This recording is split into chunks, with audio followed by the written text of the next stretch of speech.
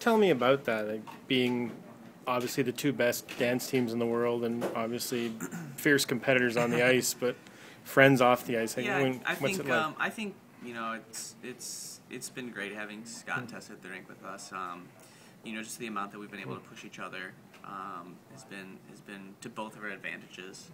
And certainly training every day and having someone there that's sort of going through the same thing as you is a definite benefit. So, we're really grateful to have them there, and I think obviously the results have spoken for themselves for the last few years.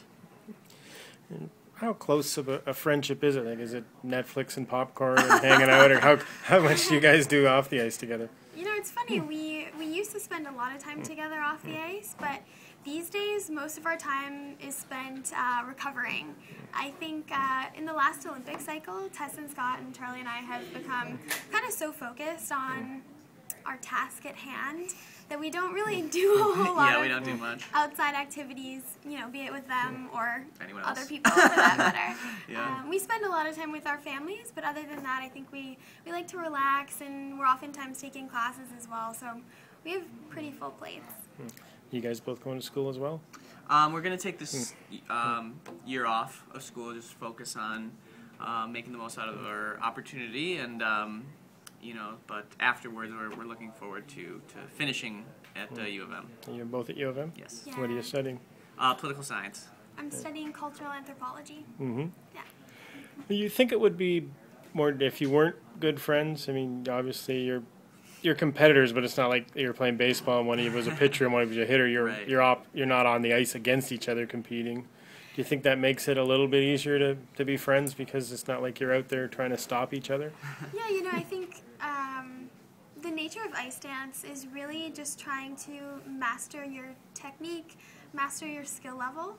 And so I think certainly while we're competing against other teams, I think Charlie and I, and I'm sure Tess and Scott, are always looking to just be better and be the best we can be. And I think training with Tess and Scott, as Charlie said, is a really great advantage for us because I think the four of us all have very diverse talent and kind of diverse strengths.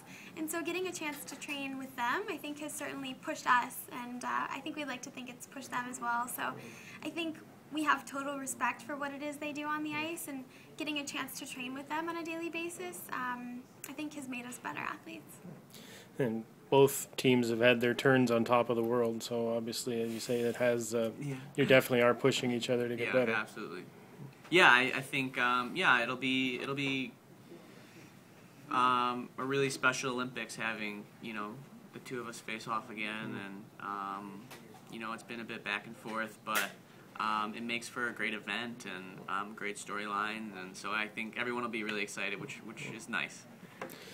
When you're off the ice, you say, and obviously now with the focus on the Olympics, you're not as close as maybe you were in the past. But what types of things do you talk about to get away from skating and that? And well, Scott and I certainly both have a love for hockey, and now that the Red Wings are joining the Eastern Division, we'll be facing off against the Maple Leafs a little bit more often. So, I think we're both gearing up for some pretty serious face-offs there, but yeah, I think we both love hockey, and I think it's a great distraction. Mm-hmm. What about you, Meryl? What types of things do you and Tessa kind of talk about away from skating? Well, I think we're both usually focused on school, and oftentimes we'll ask one another about our classes or how things are going on campus. But I think definitely school is a big priority for both of us. One thing Tessa told me one time that I really was surprised. She said no one's ever recognized her at the University of Windsor. Have you been recognized at Michigan?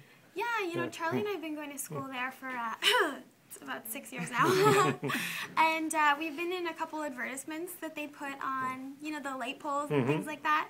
So it's funny because actually I don't know that people recognize us oftentimes as skaters, but they recognize us as people that may be on like billboards and stuff like that around campus and not really know why.